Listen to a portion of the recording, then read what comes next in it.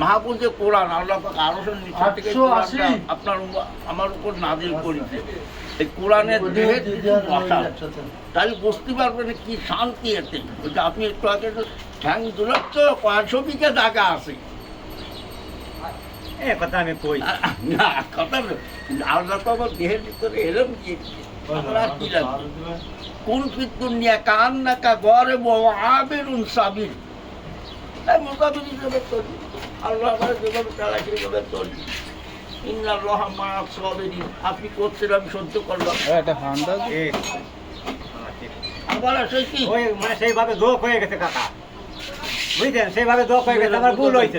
ফিরে গোড়াতে পারা আমার ভুল হয়ে গেছে।